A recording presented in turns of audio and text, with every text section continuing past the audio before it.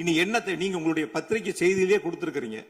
100க்கும் மேற்பட்ட துணை மின் நிலையங்கள் 10,000 கோடியில் பணிகள் தற்பொழுது நடைபெற்று வருகின்றன என்று உங்களுடைய பத்திரிகை செய்தியில இருக்கு. அப்ப இதெல்லாம் கடந்த காலங்களில் தொடங்கப்பட்ட திட்டங்கள். நீங்க எதையும் தொடங்கலன்னு பொத்தாம் பொதுவா சொல்வதை விட்டுவிட்டு என்னென்ன கூடுதலாக நாம் எடுத்துக்கொள்ள வேண்டும் என்பதை கவனத்திலே இந்த அரசு கொள்ள வேண்டும். அறிவிப்புகள் நிறைய செஞ்சிருக்கோம். கடந்த ஆட்சியில் அறிவிப்புகள் மட்டும்தான் செஞ்சிருக்காங்க, எதையும் செயல்படுத்தவில்லை. அது இல்லாமல் அவர் சொல்லியிருக்கிறார், நாங்கள் அது சம்பந்தமாக வெள்ளை அறிக்கை 2 நாள்ல வெளியிடுவோம், நீங்க அமைதியா இருக்கலாம், 2 நாள் அது சம்பந்தம் வெளியிடுவோம். அது இல்லாமல் 90,000 டிரான்ஸ்பார்மர் வாங்கியதாக சொல்லியிருக்கிறார். அதில் 44,000 டிரான்ஸ்பார்மர் வாங்கியதற்கான சிபிஐ வழக்கு பதிவு செய்துள்ளது. அதுல அவங்க வாங்கின லட்சணம், எந்த லட்சணத்தில் அந்த டிரான்ஸ்பார்மர் வாங்கப்பட்டது அப்படின்னு தெரியும். அது இல்லாமல் அதற்கு முன்னால் இருந்த மின்சாரத்துறை அமைச்சர் அங்கே அமைதியா உட்கார்ந்து இருக்கிறார். முன்னால் இருந்த மின்சாரத்துறை அமைச்சர் அமைதியா உட்கார்ந்து இருக்கிறார். இது தேவையற்ற, அதாவது இது தேவையற்ற விவாதத்தை எழுப்ப வேண்டாம். 2 நாட்கள்ல வெள்ளை அறிக்கை வெளியிடப்படும். அதற்கப்புறம் அதற்கப்புறம் மின்சாரத்துறை மானிய கோரிக்கை சம்பந்தமாக அடுத்து மின்சாரத்துறை மானிய கோரிக்கை வரும்பொழுது தெளிவாக பேசிக் கொள்ளலாம். ஏற்கனவே நீங்கள் செஞ்ச எல்லாமே, எவ்வளவு தூரம் டிரான்ஸ்பார்மர் வாங்குனீங்க எல்லாமே சிபிஐல 3 வருடம் கடுமையான போராட்டத்திற்கு அப்புறம் சிபிஐல வழக்கு இருக்கு. எல்லாம் விரிவாக மின்சாரத்துறை மானிய கோரிக்கை அப்ப பேசிக்கலாம். 2-3 நாட்களில் வெள்ளை அறிக்கை வெளியிடப்படும், அப்போது பேசிக் கொள்ளலாம். வழக்கு விசாரணை உள்ளதை பற்றி மாண்பு அமைச்சர் பேசியது நீக்கப்படுகிறது. லட்சணம் என்ற வார்த்தை நீக்கப்படுகிறது. மாண்பு எதிர்கட்சி தலைவர் அவர்கள் இனி குறுக்கீடுக்கு அனுமதி இல்லை.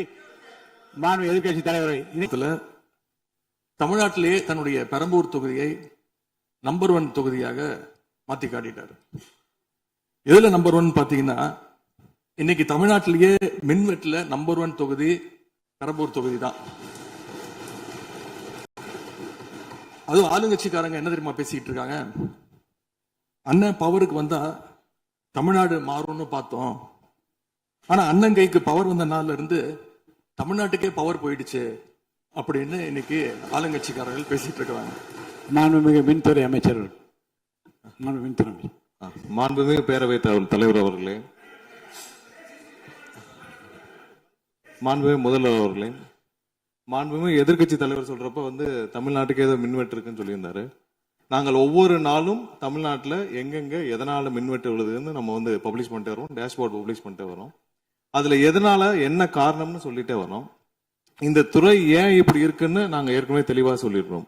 இந்த துறையோடைய இன்னைக்கு நிதிநிலை அறிக்கையில இந்த துறையில 2.5 லட்சம் கோடி கடன் இருக்கு. அது இல்லாமல் இந்த துறையில எந்தவித இன்ஃப்ராஸ்ட்ரக்சர் டெவலப்மெண்ட்டும் இவங்க கடந்த 5 ஆண்டுகள் 15 ஆண்டுகள் செய்யப்படவில்லை. இது சம்பந்தமாக விரிவான வெள்ளை அறிக்கை விரைவில் வெளியிடப்படும் நம்ம ஏற்கனவே சொல்லிடுவோம். அது இல்லாமல் இந்த துறைக்கு கடந்த 5 ஆண்டுகளாக எவ்வளவு பேர் ஆள் எடுத்தார்கள் என்று, எவ்வளவு பேர் வேலைக்கு ஆள் எடுக்கப்பட்டது என்பதையும் நாங்கள் இன்னும் ஒரு சில நாட்கள்ல இதற்கான விளக்கமாக வெள்ளை அறிக்கையை நாங்கள் கண்டிப்பாக வெளியிடுவோம். இந்த துறையில் பாத்தீங்கன்னா இப்ப வேக்கண்ட் மட்டும் 70,000 வேக்கண்ட் இருக்கு. இது எல்லாம் சீரமைத்து இந்த ஒரு வாரமாக 10 நாட்களாக மொத்தம் 125 குழுக்கள் அமைக்கப்பட்டிருக்கு. இந்த துறையில நம்ம எதனால இந்த மின்வெட்டுகளை சரி செய்ய 125 குழுக்கள் அமைக்கப்பட்டு 500 பேர் வெளியிலிருந்து கான்ட்ராக்ட்லாம் எடுக்கப்பட்டு எங்கெங்கெல்லாம் மின்வெட்டுகள் இருக்கோ அது சரி செய்யப்பட்டிருக்கு. கடந்த ஒரு வாரமா நீங்க பார்த்திருப்பீங்க, ஒவ்வொரு நாளும் எதனால் மின்சாரம் தட்டுப்படுதுன்னு சொல்லி பப்ளிஷ் பண்ணிட்டே இருக்கோம். பொதுவாக குற்றச்சாட்டுகள் சொல்வதை தவிர்த்து விட்டு எங்க ஸ்பெசிபிக்கா எந்த நாள்னு சொல்லிட்டு பெரம்பூர்ல அதான் சொல்றோமே, பெரம்பூர்ல எத்தனை முறை மின்சாரம் தட்டுப்படுச்சு, எதனால தட்டுப்படுச்சு, எவ்வளவு நேரத்தில் அது சீர் செய்யப்பட்டது, சரி செய்யப்பட்டதுன்னு பார்த்திருக்கோம். எங்கெங்கெல்லாம் ஃபியூஸ் திருட்டுகள் நடக்கப்பட்டதோ அவர்களெல்லாம் கைது செய்யப்பட்டிருக்கிறார்கள். அதே மாதிரி வேற எங்கெல்லாம் சிசிடிவி இல்லாத இடத்தில் இருக்குதோ அங்கெல்லாம் ரோந்து பணிகள் அதிகரிக்கப்பட்டிருக்கு. கடந்த 10 நாட்களாக எங்கெங்கெல்லாம் தேவையில்லாமல் மின்வெட்டுகள் ஏற்படுத்தப்பட்டதோ, ஓவர்ஃப்ளோ லோடு அதிகமாக அனுப்பப்பட்டு அதெல்லாம் உடனடியாக சீரமைக்கப்பட்டிருக்கு. ஒவ்வொரு நாளும் குறைஞ்சது 50-55 இடத்துல மின்சாரம் தட்டுப்பாடு அங்கங்க மின்வெட்டு ஏற்படுது. அதுல 35 இடத்துக்கு கீழேயாவது 1 மணி நேரத்துக்குள்ள சரி செய்யப்பட்டு வருகிறது. அதுக்கான டேஷ்போர்டுக்கு தெளிவாக எதிர்கட்சி தலைவர் பார்த்து விட்டு பேசினால் நன்றாக இருக்கும். மாண்புமிகு முன்னாள் அமைச்சர் மாண்பு உறுப்பினர் செந்தில் பாலாஜி அவர்கள்.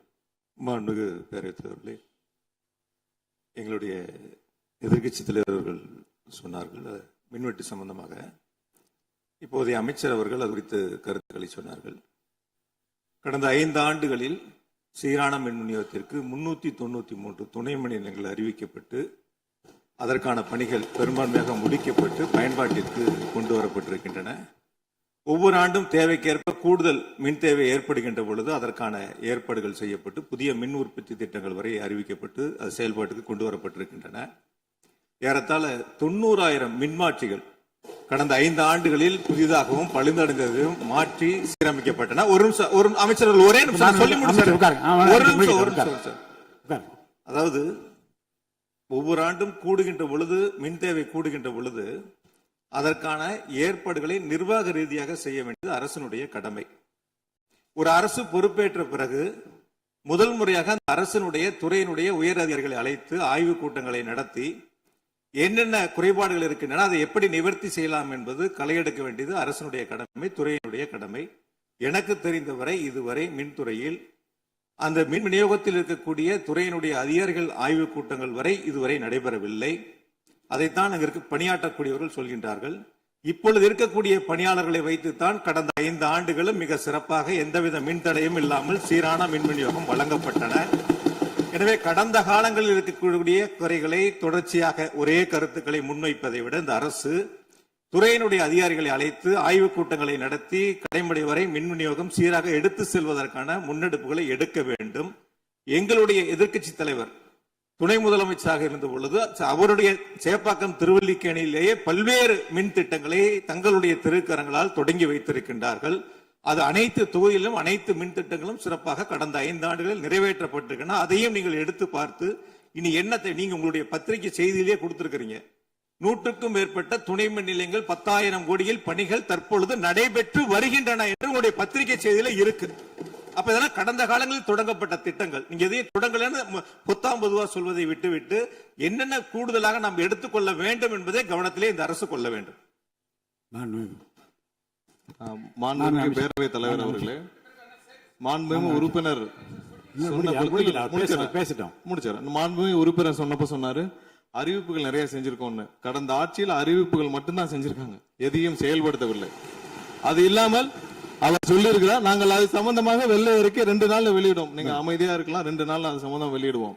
அது இல்லாமல் 90,000 டிரான்ஸ்பார்மர் வாங்கியதாக சொல்லியிருக்கிறார். அதில் 44,000 டிரான்ஸ்பார்மர் வாங்கியதற்கான சிபிஐ வழக்கு பதிவு செய்துள்ளது. அதுல அவங்க வாங்கின லட்சணம், எந்த லட்சணத்தில் அந்த டிரான்ஸ்பார்மர் வாங்கப்பட்டது அப்படின்னு தெரியும். அது இல்லாமல் அதற்கு முன்னால் இருந்த மின்சாரத்துறை அமைச்சர் அங்கே அமைதியா உட்கார்ந்து இருக்கிறார். முன்னால் இருந்த மின்சாரத்துறை அமைச்சர் அமைதியா உட்கார்ந்து இருக்கிறார். இது தேவையற்ற விவாதத்தை எழுப்ப வேண்டாம். 2 நாட்கள்ல வெள்ளை அறிக்கை வெளியிடப்படும். அதற்கப்புறம்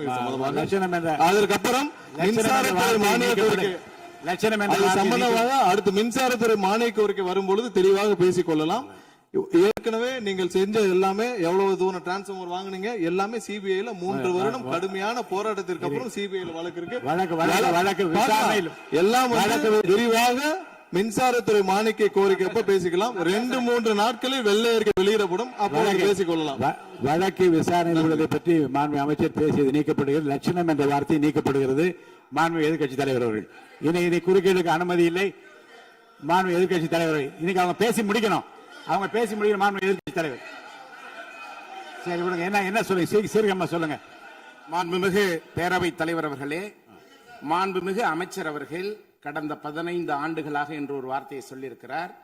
கடந்த 15 ஆண்டுகளுக்கு முன்பாக மாண்புமிகு இதய தெய்வம் புரட்சி தலைவி அம்மா அவர்கள் தமிழகத்துடைய முதலமைச்சராக இருந்த பொழுது தமிழகத்தை மின் மிகை மாநிலமாக மாற்றி தமிழ்நாட்டிற்கு தேவையான மின் உற்பத்தியை விட அதிகமாக உற்பத்தி செய்து அண்டை மாநிலங்களான கேரளா, கர்நாடகா, ஆந்திரா போன்ற மாநிலங்களுக்கு மின்சாரத்தை விற்பனை செய்த மாநிலம் தமிழ்நாடு என்பதை இந்த அவையிலே பதிவு செய்கிறேன். எல்லாம் வெள்ளை அறிக்கை வருகிற போது எல்லாம் வெட்ட வெளிச்சம் ஆகிவிடும். அதுக்கப்புறம் பேசுங்க, நீங்க பேசுங்க. எதிர்க்கட்சி தலைவர் அவர்கள்